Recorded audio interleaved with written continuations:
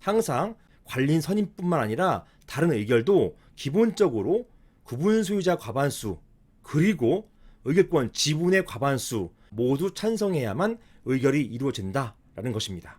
사안 같은 경우 그래서 관리인이 뽑히기 어려운 것이죠. 구분 소유자 과반수는 되는데 지분의 과반수가 절대적으로 안 되기 때문에 이런 건물은 관리인을 선임하고자 하는 집회 의결이 통과되기가 어려워요. 결론적으로 관리인 선임이 어렵다는 것입니다. 자, 그래서요. 집합건물법이 이러한 경우를 해소하기 위해서 임시관리인 선임 제도를 신설했어요.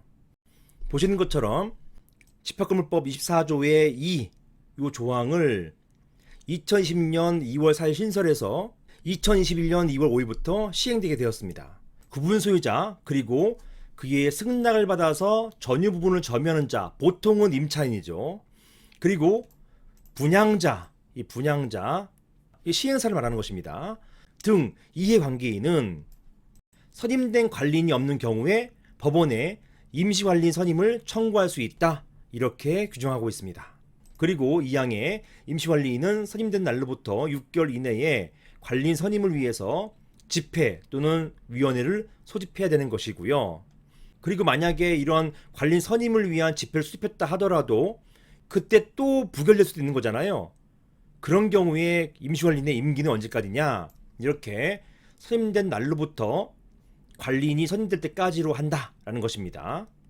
자, 보시는 것처럼 2020년 2월 4일 집합건물법 개정으로 임시관리인 제도가 신설되었고요. 그리고 21년 2월 5일부터 시행되었습니다. 말씀드린 것처럼 종전부터 임시관리인 선임 제도는 있었어요. 하지만 이것을 법으로 구체화했던 것입니다.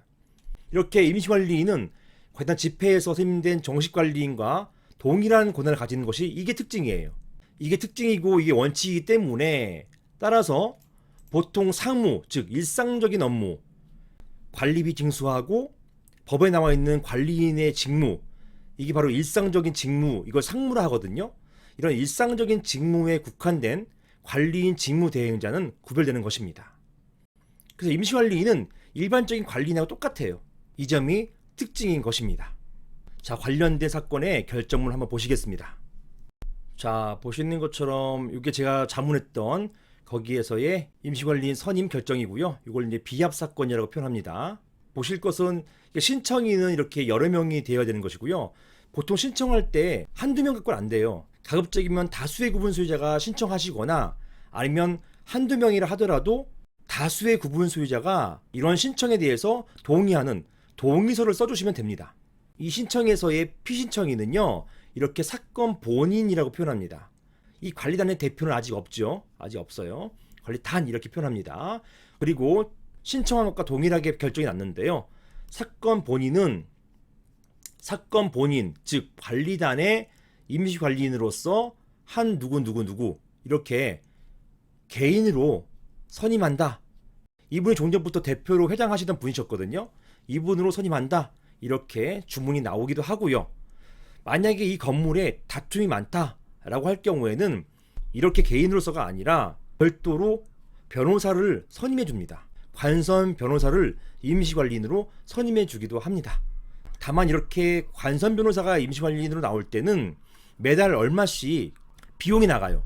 이것 때문에 법원은 가급적이면 임시관리인으로 그 해당 건물에 관련된 분, 즉 비용이 추가로 안 나가도 되는 분, 이분들을 임시관리인으로 선임하는 경우가 많습니다.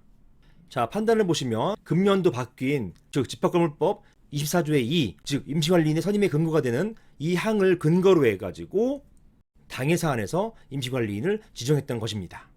자, 보시는 것처럼 이 건물에 반드시 임시관리인이 필요하다, 이런 점에 대해서 제가 소명을 했었거든요. 이런 소명 사실을 인정한 거예요. 이렇게 소명 사실에 의하면 신청인들은 집합건물법 제24조의 2, 제1항에 따라서 법원에 임시관리인 선임을 청구할 수 있고, 그리고 이 사건 건물의 원활한 관리, 운영 등을 위해서 관리단 집회를 소집하여, 방금 전에 제가 법정을 보여드렸죠.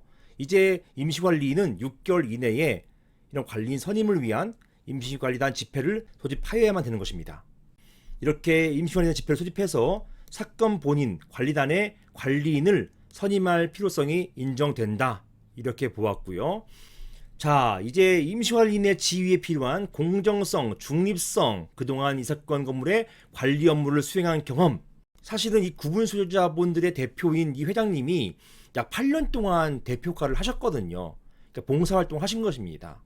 자, 이런 경험 등을 고려해서 자, 한 누구누구를 사건 본인 관리단의 임시관리인으로 선임한다. 이런 결정을 내렸던 것입니다. 이상입니다.